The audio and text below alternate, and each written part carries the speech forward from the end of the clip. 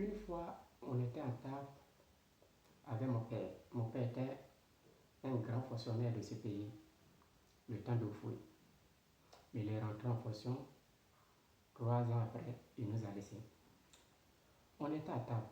Une fois, mon père me disait, il dit mon fils, il dit papa, il dit tu sais, dans la vie, il y a deux choses que tu dois connaître. Il dit mais papa, comment? Il dit non, il y a l'intelligence de l'école et il y a ton maison. Il dit mais papa, quand tu es premier de ta classe, il va dire que tu es intelligent. Il dit non, c'est pas tout. Ça, c'est pour l'école. Remarque une chose, tu peux avoir tous tes diplômes en doctorat, tu peux avoir beaucoup d'argent et tu ne sais pas gérer.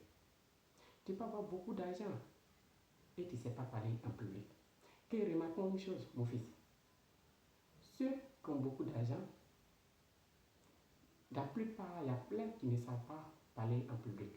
La plupart, il y a plein qui ne savent pas parler à leurs employés parce qu'ils font tout avec la violence. Parce qu'ils se disent qu'il a l'argent. Que c'est quelques-uns qui respectent les employés. Que c'est quelques-uns qui respectent les peuples. Il dit, ah papa, il dit oui. Qu'il faut avoir un peu d'intelligence de l'école et avoir pour la maison. Là, tu peux avancer dans ta vie. Mais aujourd'hui, quand je regarde le comportement du ministre Adjoumani, c'est maintenant que j'ai compris ce que mon père me disait. Adjoumani, permettez-moi de vous parler juste un peu. Vous n'êtes pas intelligent. Vous avez eu juste intelligent de l'école. Mais pour la maison, vous avez échappé. Remarquons une chose. Laurent Gbagbo a dit une fois, il dit dans la vie, quand on t'envoie, il faut savoir t'envoyer. Adjoumani, qui ne savent pas parler en public. Oui. L'intelligence de la maison, tu n'as pas eu. Tu as eu juste pour l'école. Le pourquoi, je vous explique. Adjoumani, tu fais tout avec la force. Tu fais tout avec la violence. À savoir parler est bon. Adjoumani, tu ne sais pas comment on parle à l'épée. Tu vois? Mais si Ouattara t'envoie vers les peuples, il faut utiliser les mots-clés pour convaincre tes peuples. Mais Adjoumani, tu ne sais pas faire. Mes chers parents, avant d'abord, permettez-moi de parler juste un peu, un mot, et vous avez suivi la vidéo. Et il y a une vidéo où Adjoumani est en train d'envoyer, et Adjoumani disait que eux là, ils sont prêts à partager les cartes d'électeurs à les étrangers pour les voter. Vous voyez? Je me demande souvent si tu es un vrai Abon.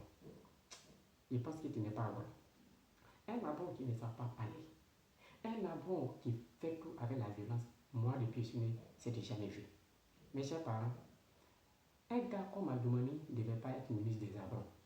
Parce qu'un ministre qui ne sait pas parler, un ministre qui ne travaille pas avec sa tête, franchement, c'est étonnant pour les Abons. Mes chers parents, suivons la vidéo. Famille, je vais vous demander de partager massivement cette vidéo-là. Partagez massivement cette vidéo pour que tous les Ivoiriens soient avertis. On va écouter la vidéo du ministre Adjoumani où il disait qu'ils n'ont pas peur d'enregistrer, d'enrôler des étrangers pour constituer l'électorat. On va écouter cette vidéo-là et puis on revient tout à l'heure avec des preuves à l'appui. D'une semaine ou 5 jours, ils ont fait la publicité. Mais aujourd'hui, là, nous, on est plus nombreux que dans cette salle. Ça veut dire qu'au PDCI, là, la ruée vers le RHDP est très importante. Et de plus en plus, nous, on n'a pas peur d'aller à ces élections. Nous, on n'a pas peur d'enrôler des étrangers pour constituer notre électorat.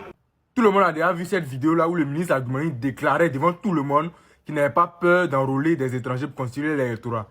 On voit réellement la vérité. Et regardons cette image-là. Cette image de cette personne qui est née en 1850. C'est-à-dire avant que même la Côte d'Ivoire soit une colonie française, lui était déjà né. Aujourd'hui, ça fait près de 174 ans que cette personne-là existe et elle est toujours sur la ligne électorale. Quand ils disent qu'ils ont la majorité, c'est sur ça qui compte. Quand ils disent qu'ils ont plus de personnes derrière eux, là, c'est sur ça qui compte. Parce que c'est eux qui détiennent la CEI. Donc ils font ce qu'ils veulent, ils manipulent la CEI comme ils le veulent, famille.